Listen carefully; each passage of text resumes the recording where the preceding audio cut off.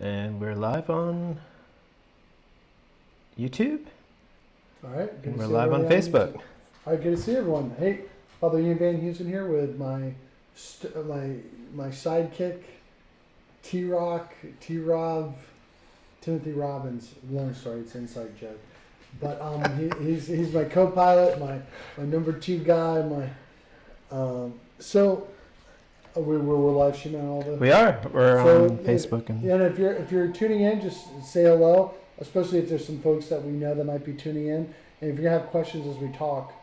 So the big thing I want to start off with is why live stream. So for a lot of us, this is kind of obvious, but I think it's a good way to introduce it. One of the realizations I've had the past few days that's been incredibly helpful for me, and I would say everybody should consider, is right now, if you're a priest, if you're in some kind of ministry role, people want to hear from you. Like, I love EWTN. I love what they do with the daily mass. I love seeing the Pope's mass. I love seeing Bishop Barron's mass. But in the end, none of those people are the leaders of your community, right? So a lot of times people in a local community, they want to hear from local voices. They want to see familiar places. They want to see familiar faces, kind of thing. So I think it's incredibly important right now for, even if you're a small community. Now, this doesn't mean you have to live stream mass. It doesn't even necessarily mean you have to live stream. But I really think right now is the time for all of us to invest in our online presence. Social media, I was talking with a friend of mine whose parish doesn't have social media up and running, which is kind of crazy, but that's a side issue. But I said, now's the time. I was telling him, I was like, it takes 5 minutes to set up a Facebook account, 5 minutes to set up an Instagram account. Mm-hmm. Start getting out those emails, start building that email list. Yeah. And the reality is we all have a lot of time. I will say this also. Some people are saying, well, they're having to lay off employees or there's no work to be done. There is work to be done. You just have to shift, right? Right. Evolve what you're doing. Yeah. And we had ideas, like we were just shooting the breeze because this is kind of just the way we are. We were like, if I was a restaurant right now, I would be doing takeout, obviously. I would shift my staff to be deliverers, takeout, and then I would look at giving away food, Like if you make a donation, we'll give, families in need, dinner for 3 or whatever, mm-hmm. dinner for 5. I think that's what you gotta have, that mentality is you gotta shift, if that makes sense. If you look at say Postmates or Grubhub or DoorDash, they're all actively trying to find drivers because they need people delivering food. And there's a huge spike in demand for food delivery. Yeah, and so if you're looking for work, I mean, mm-hmm. there's lots of, so there's all these different options. So that being said, we do have some theories for you guys if you're working on a budget. Let's say you have a $500 budget or a $1,000 budget, upwards of a $10,000 budget or more. We have different options. And so the big thing we want to talk to you first about, if you're investing, basically there's 2 different elements you can invest in with live stream to improve. You can invest in the visual. So that's like your cameras. We got a camera right here. Can you see that camera? Yeah. So that's cameras. You have your smartphone versus a fancy camera. That's a fancier camera, right? Yeah, so this is just a DSLR camera. We're actually live streaming from a little bit fancier camera, but really to get off the ground, I would say a level 1 would be just using an iPhone. And that's what we're going to talk about. And a level 2 would be like a DSLR or other sort of video camera. You can walk through, Corey. You're not going to bother us. But Corey, just one of our guys from New York. It's just live. It's just live. But the big thing is actually we don't recommend investing primarily in visual first. So if you have a low budget, the more important thing to invest in is actually audio. Mm-hmm. So think about it. For example, a lot of people, they might be listening to what you're doing, but they're not watching it. But the audio is really the place to put your money early on. Yeah, I mean, honestly, if you're going to invest anything, definitely invest in audio first because, if it's bad audio, people can't hear, it's really staticky or whatever, they're going to be very distracted from what they're watching. Yeah. So people are more forgiving with the visual, but the audio, and you don't have to invest very much money into doing it. Yeah, we'll walk you through a little bit, and I'm going to show you to give you some visuals to understand how audio works. So the big thing is you have your camera, right? So that camera that you guys are watching on is about 6 feet away, right? Now, there is actually a microphone on top of it. I wish I could show you this. Actually, is that recording separately? No, it's recording. We can't move it. Yeah, okay. No, I was thinking, so the now sometimes your phone or cameras will have a built-in microphone. Generally speaking, what's going to happen is if you're not close up, so we're wearing what's called lapel mics. Let me show you what's going to happen. So I take off the lapel. So now it's probably sounding louder. Let me go away. Sounding really distant. And can you hear like a little echo in the room? Possibly. So if you're paying attention, so the further you move the microphone away, even if it's facing towards me, that'll be better. So you got to really start to think about where you're going to position microphones. If it's a single speaker, like if it's just a pastor, you really only need to worry about one microphone. Which would be good to maybe start with a lapel. Yeah. So now also for many churches, and we're going to be talking about this more, you're going to have like a soundboard and you're going to have all of that. We'll talk about that in a second.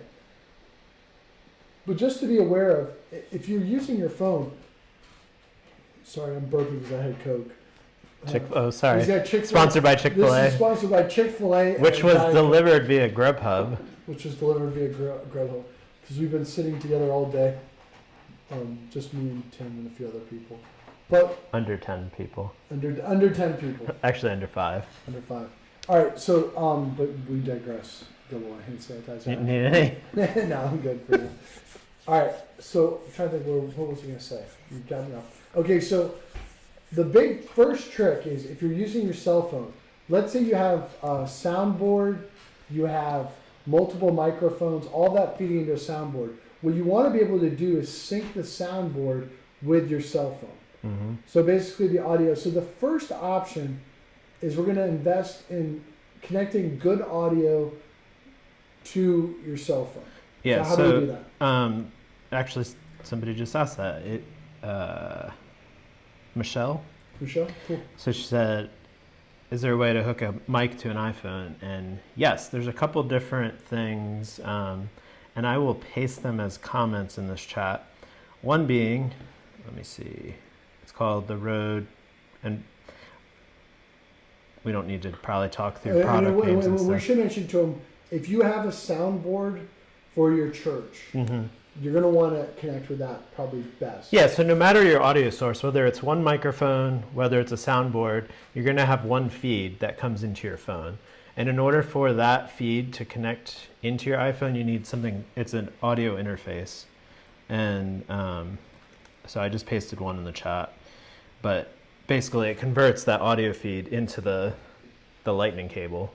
And obviously every phone's different, so you have to look up what works for your phone. Like Android's different, but for the iPhone 10 and above, it's... Now that means that we need to have a wire going from the soundboard. Is there a wireless option? I wouldn't go wireless from the soundboard to your phone. I would just run a hard wire from the soundboard. So you're going to need a long cable. Yeah. Okay. Yep. So I don't have one with me, but typically... no, I don't have one with me. If all you have is a single microphone, it would literally, you plug it into this adapter, and you plug it into your phone, and so it takes over your microphone. So it's going to be great audio quality. Yeah. Which, by the way, is also a good way to do selfie videos and stuff like that. Absolutely. To improve your audio quality. It cuts out a lot of the background noise, too. Yeah, because that's what lapel mics do in general. They cut out a lot of the background. If you see sometimes we'll have a good lapel mic, we'll be in a crowded room, and you can still hear the background noise, but it's not as dramatic as if you had... and what's called a boom mic. So the boom mic would be one that's on like a stick or something, or on the camera. Yeah, you can, and you could do that too. Like if you have a mic on a mic stand, or if they have like a pulpit, they don't call it a pulpit. Yeah, we call it pulpit. Okay, pulpit with the microphone. You could just run an XLR cable all the way back to your phone, and you'd have a converter that converts it into the cell phone. So you could do that as well. And in the coming days, if you have questions about this stuff, Tim has a business. He's Today Creative. There's other people, because we're going to mention is there's a few other people we work with, online giving and stuff like that, websites. If you want to do online giving through your website, stuff like that, we have people who can help you with that. We were looking at here and investing in some new lighting just to improve our quality. But we'll talk about more of that as later. Sure. So the big thing though, the big takeaway with this first part, avoid bad sound. Whatever you do, try to make it where the sound is pretty good. And I would say the key part is you have to decide, okay, let's say hypothetically you're only going to get good audio on one thing.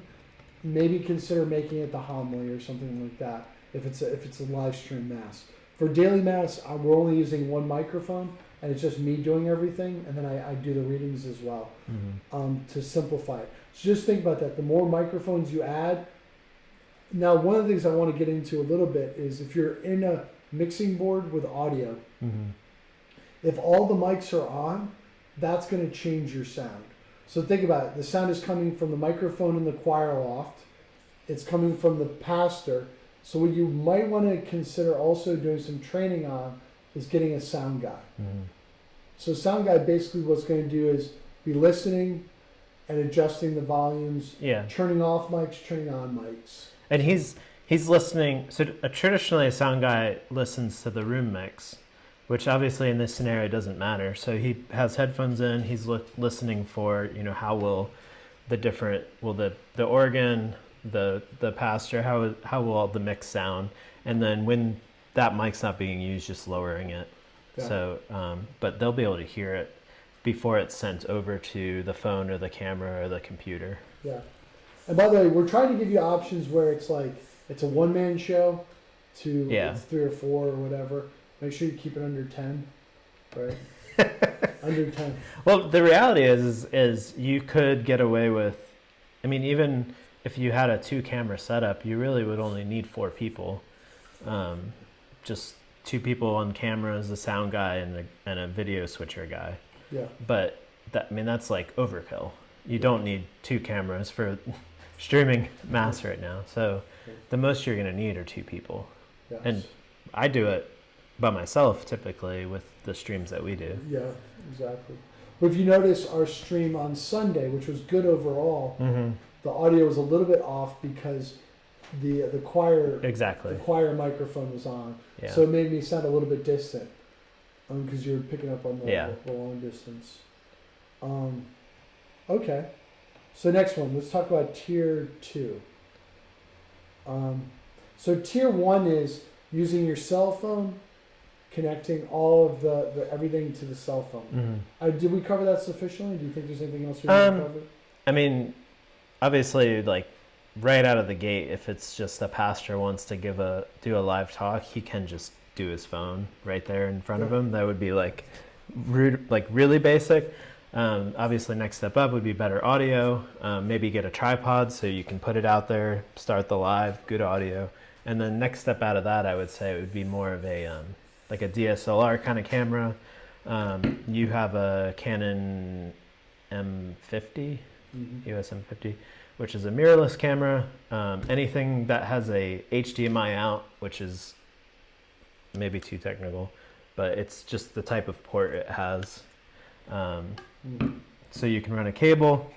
And he created an article. Tim created an article that goes through a lot of the jargon and the technical stuff. Yeah, there's like a summary, and then I added, since you've looked at it, like if you want to skip over the really nerdy stuff, just go down to the bottom of the post. Yeah. But if you're a little more technical and you want to learn what to do, the post is on the discussion page. Cool. And then also, Michelle brought up a good question. I'm guessing we need a good Wi-Fi connection. That's actually a good thing to talk about. What we do here. I wish we could show them. You can see it right here. So we actually don't do Wi-Fi. We do Ethernet. Yeah. So we hardwired right to the computer. And if you're doing it from your phone, I would definitely do it over Wi-Fi if you have a good Wi-Fi. If you have to rely on your like LTE service or your cell service, it's not going to be as great. But But remember again the general rule: visual people are forgiving on. Yeah. Audio. Yeah. Audio is like the big first investment. So the visual they'll be a little bit more forgiving of. So if you don't, and just that, if you don't have a good internet connection or a good Wi-Fi connection, I would say record it. And yes, post it. absolutely. So record the talk, and then post it. You can post it to Facebook. You can post it to YouTube and others. On Facebook, it's called a watch party. Yeah. And on YouTube, it's called a premiere. And essentially, it acts very much like a live video. And it starts at a time, and everyone's viewing it at the same time. And like you could be on there commenting and interacting with the people watching. So yeah, if you don't have good internet connection, that's the next best option. I almost wish we could show you like side by side options. Yeah. Because like live streaming is generally the worst quality of video content. So like if you took all the same things, your phone, a lapel, whatever it might be, if you took all that and recorded it and then posted it with a watch party or live, that's going to be way better quality than if you go live and have everything live. Yeah. And there is like ways of cheating the system a little bit. Well, people can tell if you're commenting and like you're not referring to it in the talk. So like for example, you guys can tell that we are truly live because we're interacting with you. That's the only disadvantage. Yeah. Kind of an obvious disadvantage. And that's been a challenge for us as we go to other locations and that's the first question. Can we go live there? Is there a good internet connection? If there's not, then we just record it. Because it's extremely frustrating for people watching for it to not good audio, not good video. Yeah. And I still think you still accomplish the same thing, especially with posting like a daily mass or something like that. Yeah. I think actually you could probably lie to people and they wouldn't be able to tell. So if you, I mean, not that we want to lie to people, but if you recorded a daily mass at 8 and said like, hey, daily mass is at 9 every day, like, and you release it as a watch party at 9, like everyone goes on at 9 and watches it and it feels live, even though it's not truly live. But I mean, nobody would know. No, nobody would know the difference. We haven't done that here. No. Because I always talk about like feeling a little uncomfortable with that. Yeah. But you could hypothetically do it. Yeah. I mean, you could always just pretend like it. You don't have to pretend like it's like live, but yeah, you can. And one of the key things with going live, one of the advantages, if you've picked up on this, is that Facebook sends notifications. Mm-hmm. That's one of the biggest advantages of. And then there's the interactiveness. But for mass, there's really no interaction. Right. So it's really there's no. Yeah, actually, now that I think about it, why haven't we talked about that before? Well, for mass, like it doesn't necessarily have to be live streamed; it can be recorded in there. Right. Yeah. Yeah. It just takes probably the quality. There's less chances of things going wrong if you pre-record it and post it, but there's definitely more time invested in it because you're basically doing it 2 times in a row. Well, and now here's actually a great way of talking about how I recorded my homilies for about 3 or 4 months, which was I took my cell phone, had it connected to nothing, just on a tripod, and we had some ways like there's like little handle things that you use. I had it on a tripod. Then I had a wireless mic, but not wireless mic, a lapel mic, but it was to a recorder. I wish I had it on me. But it's recorded separately, and there's like a little memory card in there. So then what you do is you take the audio that you recorded separately, you bring up the cell phone footage, and you sync the audios. And normally that works pretty well. The only problem we came across is the cell phone's a little bit slower than the audio on the lapel. Yeah, so which you can adjust if you use something like Adobe Premiere Post, but that might be a little tricky. Yeah. But if you have a camera, the camera's synced up fine because now I have to use a camera, but that's actually the safest way of doing things. Yeah. I actually think that might be a good option for Sunday Mass or like a Mass. So while we're on the topic of watch party, Michelle asked, any chance you can walk through how to set up a watch party? I can't do a screen share necessarily, but I will tell you all it is you're on your Facebook page and you upload a video just like any other video, and when you go to the publish settings, it says like publish now or release or as a new watch party, and so it's just a setting when you post a video. And let me verify that I'm not lying. Yeah, I'm pretty sure I've seen it myself. Yeah.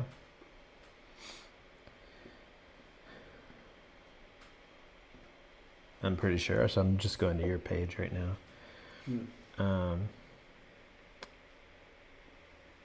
So yeah, post video, upload video, and I'll pick a video here. I don't have a video on me. Well, anyways, I'm pretty sure that's what you do. Oh, here we go.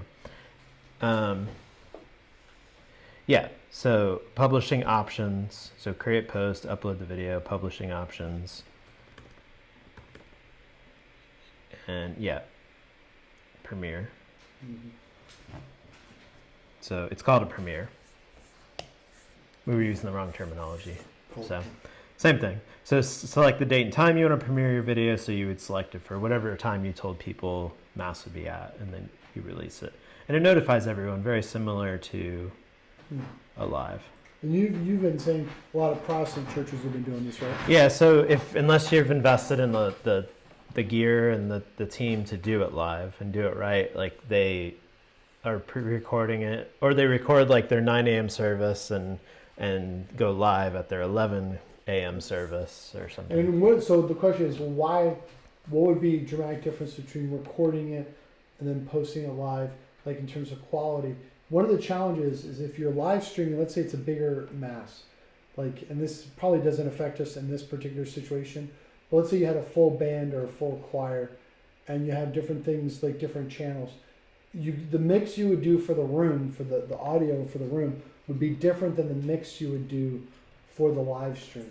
Yeah. So like you would need actually kind of like 2 sound guys. Yeah. So you have a sound guy who'd be controlling the sound for the room that would come through the speakers, and then a guy who would record the sound that goes to the live feed. Mm-hmm.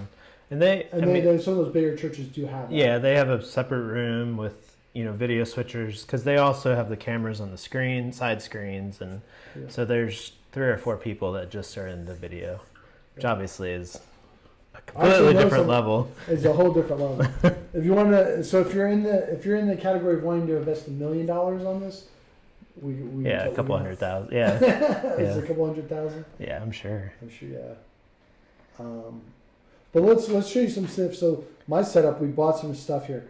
This is a lavalier mic, so it's similar to like this setup. We actually got the new compact wireless microphone system, which is the same as what we're using, but it's a little bit smaller. Mm-hmm. So I'm going to be using this with my camera. The beauty with this is actually newer. It's the Rode Wireless Go. It attaches one end to his DSLR camera, and it plugs into the microphone input. The other end is a little like cube that clips on, or he can use his same lapel mic and plug it in. It's just fast. There's no settings. You just open it, you turn it on, and it's already connected, and it's like impossible to do wrong with it. Yeah. So I'm sure at some point I'll figure out how to do yeah. it. And then this is the cable that goes. So this cable is a mini. So for your specific camera, it requires a micro HDMI cable out to a regular HDMI cable, which goes into this video capture card. This is a Elgato Cam Link. So any DSLR camera or any sort of camera that has an HDMI out will have to go into some sort of video capture device. The probably the most affordable is the Elgato Cam Link, which is around $120. You'll need something in order to convert the video signal into your computer. Yeah. Cool. And the big thing is so this is a next level investment that we're making for Newman and for what I'm doing for different things. Yeah. But this still, we would have to add a few more layers of complexity if I was using the soundboard. Yeah. But for this setup, I'm not going to be using the soundboard. It's just going to be one microphone, one camera. Exactly. Yeah. And just think of that. The more microphones you have, the more complexity, the more you're going to need. Anytime you're dealing with more than one microphone, you have to deal with a soundboard, basically. Sure. Yeah. My camera, I use the Canon C100 for everything, and it has 2 XLR inputs. So usually I'm able to have one lapel channel and one other mic. So I mean, different cameras. If you get into more like the video kind of cameras, like there's a couple Canon like around $1,000 video cameras. Most of those will have a couple inputs as well, but typically it's going to be easier to do a mix through a soundboard so you can listen to it. And exactly. Since we're geeking out a little bit, let's geek out a little bit more. So we're going to talk about, this is totally unrelated probably to most of what you guys are thinking about. But if you have questions, by the way, we can always go back to revisit other topics. But we were talking about, it's interesting right now, a lot of churches, when they do live streaming, they're investing, what's it called? It's a little camera that's mounted. Oh, so yeah, they're... like the Catholic churches in North Carolina. Yeah, I've seen a lot. I think... we saw one in Southern St. Anthony. They use, they're like a PTZ camera. Let me see. But the irony is, the video quality is not as good with those cameras, but they are more expensive. Yeah. Well, they're permanently installed, and they run to a computer somewhere in the building, and you can move them and zoom them and everything from that computer. Yeah. So that you don't have to worry as much about a cameraman. So the benefit is easier to use. The cons, I would say, is it's going to be more expensive. And also, if you're going to invest a few $1,000s into a camera, my belief is, like, you should have a camera that you can use for creating other content. That too. And that's where we're like, so what our philosophy would be right now is actually to enlist a cameraman, which, by the way, our youngest cameraman that we've worked with is 12 years old. Yeah. So a 12-year-old can hypothetically do some of the cameraman stuff. No insulting to cameramen out there. No, and that's a big thing in Protestant churches is they do generally have a creative director or somebody that oversees, that's a full-time person, but most of the team is volunteers. So they have a whole team of people that run sound, run cameras, and that kind of stuff. And one of our secretary, her brother-in-law goes to a non-denominational church. He's a businessman. On the weekend, he does sound for his church, and he loves it. Yeah. It's like a fun side hobby. Exactly. But he doesn't ever get paid for it. It's just volunteer. No, it's not a paid gig. And actually, I think a lot of that would actually appeals to men, too. Yeah. I think a lot of men like those ministries. Yep. I would agree. It's something I haven't really seen done too much in the Catholic world. Yeah. But there's people ready and willing and probably excited to learn about operating cameras and running live streams and things like that. So in addition to us having like the people we work with, we have different younger folks that we work with who are kind of like volunteers. So there's We Three Boys. Is that their official title? Was it? They do Catholic NCTV. Catholic NCTV, I think. Yeah, and they're always excited to work. They're like teenagers. Yeah, I mean, some of this stuff with like the basic like. Well, yeah, if you have like a high school or a college group at your church, I'm sure there's a few that already know how to use cameras with like the whole YouTube culture and everything. Like they probably are already creating their own content. Exactly. So to get them to be part of like Big People Church would probably be exciting for them. Yeah, and the big thing is also when you're working with those folks is you do still have to train them and stuff like that. Yeah. And if you ever need help with that, there's like one of the things I've come across is a real challenge explaining to high schoolers and younger is proper framing techniques. Yeah. Like we've run into some problems with that. Yeah. But they're not good at framing it. Right? Sure. Or how to follow, how to use the tripod. But the thing is even like going back to the visual audio, if you're using good stuff, even if it's not perfect, it's still kind of worth it. Yeah. Yeah, it's still worth it. I mean, it doesn't have to be EWTN quality. No. Or television. I mean, they've invested millions of dollars into their setup. Yeah. And we're able to get pretty darn close to it for not very much money, just with the advances in technology and stuff. Yeah.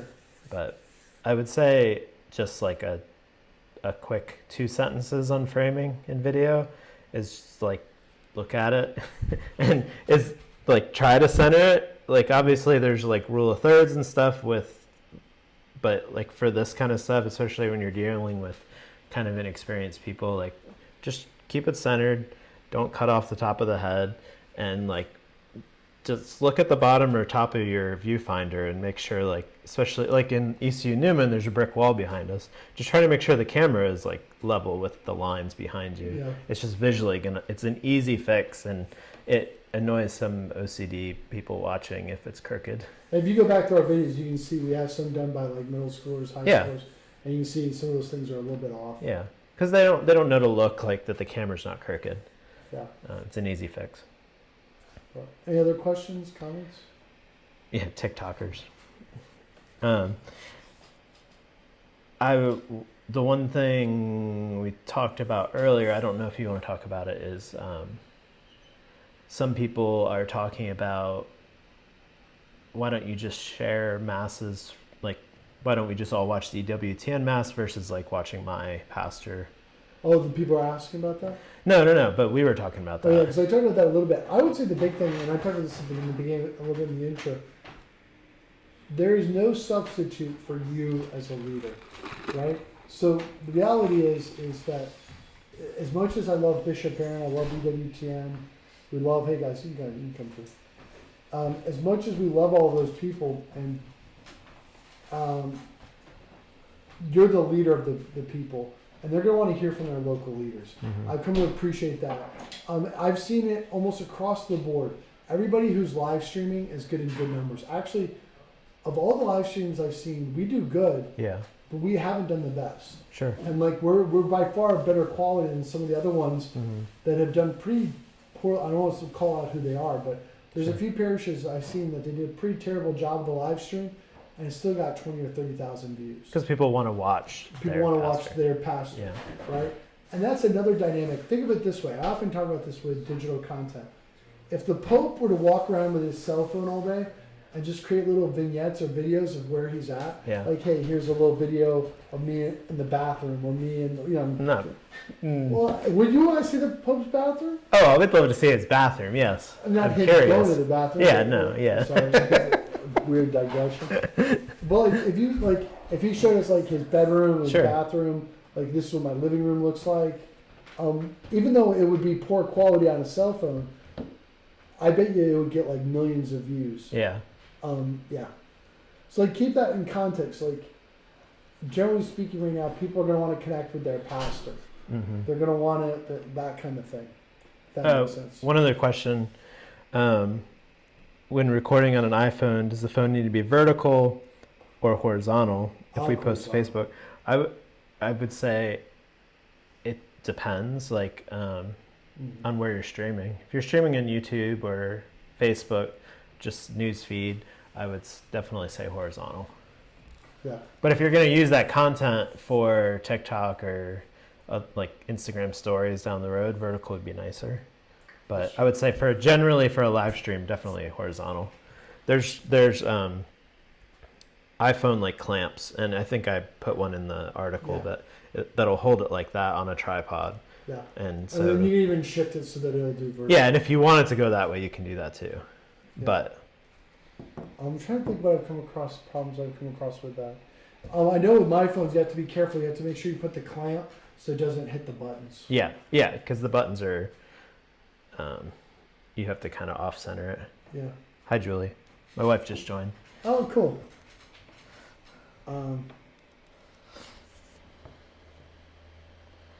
Do you want me to go through a couple of the other notes about Yeah, sure. taking the church online? Yeah. Just real quick. So, and you'll have to, because I don't know all of the inner workings of the parish office. Do you guys typically communicate mostly through email? Yeah, I would say email is the big one for St. Peter's. I think everybody's place is a little bit different. But Okay. overall, email is the most effective and the most common. Okay. So definitely email and social media are a great way to communicate.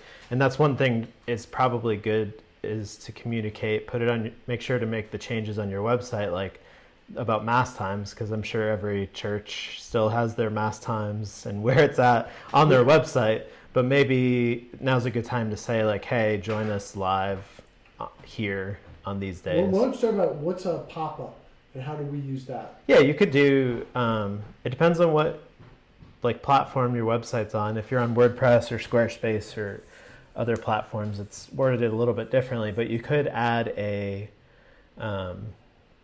pop-up that says like, due to the pandemic, we can't hold masses at our location, but instead we're gonna join together as a congregation live online at 9 a.m. on Sundays, 11 a.m., maybe daily mass, whatever your schedule is, just so people know, they know exactly where to go to watch. And what we've done with our YouTube stream is we actually embed that on the website. So you could say like yourchurchname.org/live mass or whatever you want. And by the way, if you need help with that, Tim can help with that. Also, John D'Amelio of Aviso. I don't know if PC Sound does that as much, but I think it's mostly you. They can help with questions regarding lighting, sound, that kind of stuff. So and that's more out here in Eastern North Carolina, but they will go to Raleigh. Yeah, they'll go to Raleigh. So social media, obviously, another thing that is becoming more popular, especially with not everyone on social media, is text messaging platforms. There's definitely some options like Flocknote or Text in Church where you can put your whole database there and you can text people. So in case there's not email service or something, or there's people that aren't online, they have that option. Yeah. There's also options because there are people that aren't on social media or maybe don't have internet that, and I linked in the article, there's options where they can actually call in and listen to your mass over the phone, which is kind of cool. That's cool. And we talked about live streaming. The two other things we talked about was like, how do you create and continue with having community as a church body online during this time? And things like Facebook groups are a great way to do it. It's a private group, only people in your church join, and like you can have conversations and you can, like still interact with each other that way. It's not the same. So Facebook groups, there's also Google Hangouts. Yep. So here at ECU Newman with our Focus Missionaries, they're shifting to Google Hangouts. That's what Focus. Yeah, talk about how you're doing Bible studies. Yeah, so we're doing Bible studies through these video calls, and it's like a group platform. So the big one that Focus is using right now that they're recommending, and might change, is Google Hangouts, where it's just that you create a link, you tune in, you share it with everybody, and it's like a video call. Everybody's there. Normally, the main person doing it needs to be on a laptop, but everybody else could probably even use their phone. Yeah. Now Zoom has a fee? We're using Zoom. Actually, so I've heard a few things. Zoom has a fee, and you can only have one host at a time. Okay. So I think Google Hangouts might be a little bit of an option for that. We're using Zoom for video calls. Sure. And for conferences. Well, and you can record those calls. And you can record those as well. But we're using that more for content, live content. Yeah. That's what we're using it for. But that's a great way to, like, Google Hangouts is free, or Zoom you can set up. There's plenty of other platforms that are free, and a lot of places are actually offering it free during this time. But to still meet as a small group, just meet virtually, which is really cool. Absolutely. And if you don't have small groups, maybe now we've played around with the idea of doing like Bible studies where you invite people to. I mean, now's maybe a good time to start up a small group ministry at your parish. So that's the thing is when they say, like, some people said, well, they're laying off staff or whatever. It's like you just have to shift your focus, right? So like if you're a DRE right now, like there's so many ways you can shift your focus. Sure. And Project YM is doing some good stuff as well. Those guys, Tony and Michael, they're doing some cool stuff. Also, we have a video conference coming up in April. Yeah. You'll see more about that. The men's conference, I just signed up for it. Like I'm doing one of their talks. You may link that? Yeah, we could link that. Virtual. I think it's virtualconference.com. Virtual Catholic Conference. CatholicConference.com. The other thing on a church level is definitely, I don't know if people are set up for it yet, is online giving. Oh, so online giving. This is we're not gonna be talking about this a whole lot on my platforms until next week. We are gonna be asking for some online giving preview a little bit, but I think all parishes right now, they really got to consider the online giving, and I would say, I mean, like if I was having that conversation. The online giving is so that you can pay your employees right now. Like that's a big thing. Sure. And so we got to be able to pay our employees because the last thing we want is a lot of people going without pay. Sure. During this time. But in the past, that would have been a super complicated process, but there's things like Tithely and Rebel Give and others where you literally go sign up and like by tomorrow we can be accepting online giving. So on our that's website. so what are the options are you go through a third party website, right? Yeah. And that is like it's basically like the equivalent of your GoFundMe. Yeah. Where they handle all of it, they give you a check and they take a cut. How much is the cut typically? Like it's 3%? typically whatever a debit or credit card transaction is, or like 3%. 3%. So, and some of them are actually being super generous right now and not taking anything. Yeah. So, but it allows people to give online, one-time donations or recurring, and Credit cards and all of that. Yep, debit, Okay. credit. I'm sure they have You ACH and yeah. What's So- ACH? Is that through? just like a wire or a direct Yeah. payment from your bank account. Yeah. So the other option is we did this for Newman already. We've already been set up for this. Is what's called a widget through your website. Yeah. So and which one do we use? We use WooCommerce. What do we use? It's like It's like a Stripe. Yeah, well, Stripe is our payment processor, and I forget what the service is, but it allows people to do recurring giving. It's basically like what the others. Yeah. So basically, what we do is now we're through ECU Newman and Art of Living Well. When you give us money, there's basically nobody takes a cut. right. So that's why we do that. Yep. We save that little bit of a percentage point. So whatever you want to do. Now, if you need help with that, Tim can help with that. John can help with that. Yeah. John D'Amelio, just reach out to us. We can put you in contact with whoever. John D'Amelio has a company called the Viso, and Tim is with Today Creative. But Tim has done website design. He's done all that. Yeah, in the past. We're definitely focusing on social media and content and stuff now. And your schedule for the next few weeks is it's kind of busy? It is busy, but anything that was related to live events has cleared out. But You just have to figure out, because I don't think John has much work. He said it's been a little slow. Yeah. So just have to figure that out. Yeah, but But either way, we can get somebody working on it today. Yeah, absolutely. So the article that I posted in the comments has a lot of resources. It's a little disheveled because I just keep adding more, and I'll keep adding more as we record stuff, find stuff, more questions come up, we'll add it there.